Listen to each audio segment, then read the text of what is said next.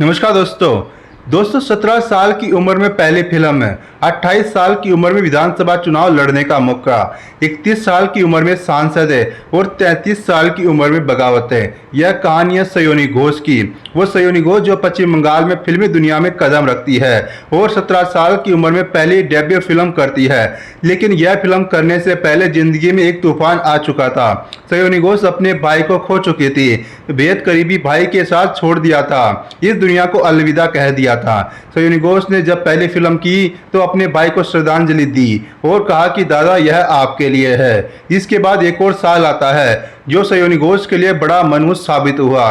वह साल था 2014 का। सयोनी घोष की उम्र बहुत ही ज़्यादा नहीं थी। सयोनी घोष ने अभी लाइफ में क्या करना है यह बहुत ज़्यादा सोचा नहीं था। एक लंबी बीमारी से परेशान होते हुए जूझते हुए उनकी मां ने दम तोड़ दिया। यानी कि पहले भाई और फिर मां, दो ऐसी घटनाएं हुई जिन्होंने सयोनी घोष को अंदर तक तोड़ दिया। लेकिन सयोनी घोष को जानने वाले लोग यह बात जानते हैं कि यह लड़की मजबूत इरादों वाली है। यह टूटेगी नहीं, अपना हौसला कमजोर नहीं होने देगी। सयोनी के बाबा यानी कि उनके पिता ने उनका भरपूर साथ दिया। सयोनी को यह आज़ादी दी कि करियर में जो भी करना है वह करो। जन्म एक बहुत ही सामान्य परिवार में हुआ। कोई ऐसा आराम, कोई दौलत ऐसा कुछ भी नहीं था।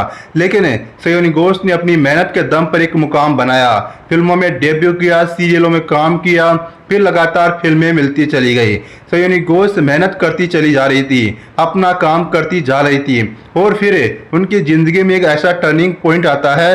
27-28 साल की उम्र थी, फिल्मों में बेहतरीन काम कर रही थी। इसी बीच अचानक पश्चिम बंगाल की मुख्यमंत्री ममता बनर्जी का फोन आता है। सयोनी घोष ने कभी सोचा नहीं था कि उनके राज्य के मुख्यमंत्री उन्हें फोन करेगी। ममता बनर्जी ने फोन किया और सयोनी घोष को आसनसोल दक्षिण से विधानसभा का टिकट ऑफर किया गया।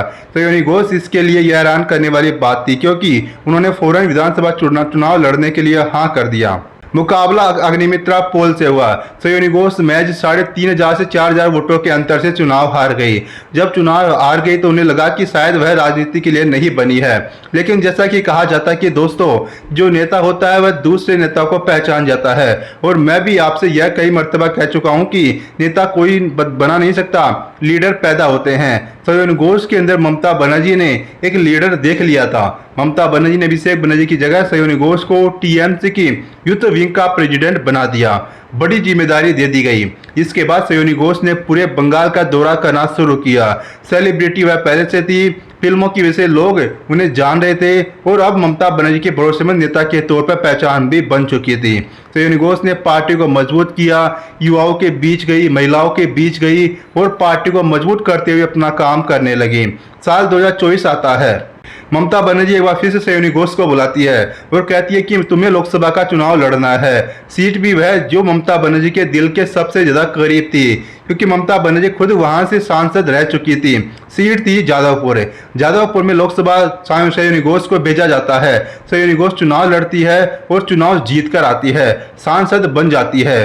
दिल्ली में जब संसद में बोलना शुरू करती है तो वह हर कोई सयोनी घोष की तरफ देखता है कि यह कौन सी नेता है, कहां से आई है। जब लोगों ने सयोनी घोष का यह अंदाज देखा तो वे हैरान रह गए क्योंकि बहुत से लोग कह रहे थे कि यह दूसरी ममता बनर्जी है। पश्चिम बंगाल में ऐसी धाकड़ नेता कोई और भी नहीं है।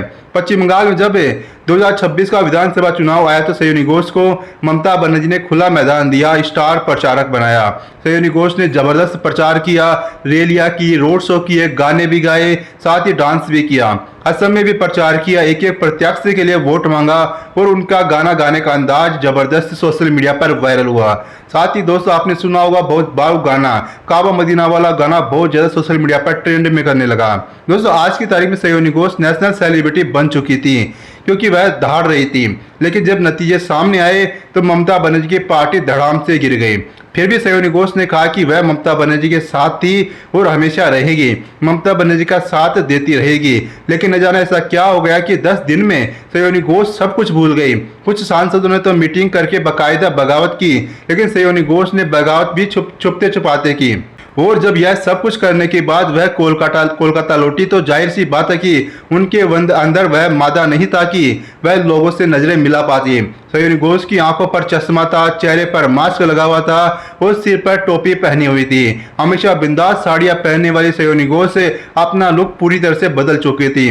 महबूबा मोहित्रा से पूछा गया कि सयोनी घोष ने ऐसा क्यों किया। सयोनी घोष के बारे में ममता बनर्जी ने कहा कि वह लड़की बेवफा नहीं हो सकती, वह लड़की पैसे के लिए नहीं बिक सकती, उसे कोई ना कोई डर जरूर था जिससे कि वह घबरा गई। वह मेरे लिए बेटी जैसी है। सयोनी घोष डरी हुई है, घबराई हुई है, सत्ता के लिए गई है। जो कुछ भी हुआ वह सयोनी घोष जानती है। बहुत दिनों से सयोनी घोष ने अपनी कोई प्रतिक्रिया नहीं दी। हर किसी को इंतजार कि सयोनी घोष इस बारे में क्या बोलेगी।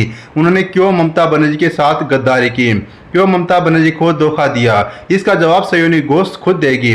लेकिन दोस्तों, आज की तारीख में ममता बनर्जी की पार्टी टूट गई है, यह खबर सामने आ चुकी है। ममता बनर्जी मुश्किल में है, FIR हो रही है, अभिषेक बनर्जी मुश्किल में है, हर कोई यह जानता है। लेकिन हर किसी के जहन में अगर कोई प्रश्नवाचक चिन्ह लगा हुआ तो वह यही है कि सयोनी घोष ने TMC को क्यों छोड़ा। आप इस पर क्या सोचते हैं, अपनी राय कमेंट बॉक्स में लिखकर बताइएगा। वीडियो को लाइक कीजिए, चैनल को सब्सक्राइब करना मत भूलिएगा। शुक्रिया, धन्यवाद।